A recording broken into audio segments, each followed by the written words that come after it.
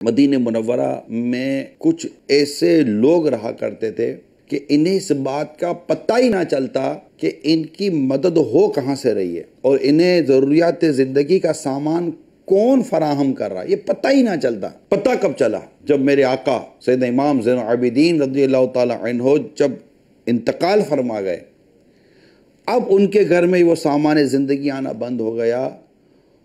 और जब इन्हें गुस्ल दिया गया इनके इंतकाल के बाद, तो इनके जिस्म मुबारक पर उन सामान के उठाने के निशान थे जिसे उठाकर ये खुद ज़रूरतमंदों के घरों के बाहर छोड़ दिया करते थे।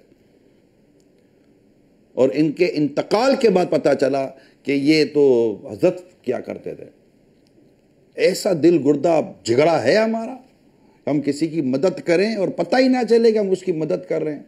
यहाँ तो मदद करो तो दुनिया को पता है मदद कर रहे हैं, और फिर जिसकी मदद करने के लिए जाते हैं उसकी भी मतलब कि हम जड़ों को खोदते हैं। क्या हुआ था? अरे भाई, अगर आप मदद करना चाहते तो उसको खुर्चे बगैर भी तो मदद की जा सकती है।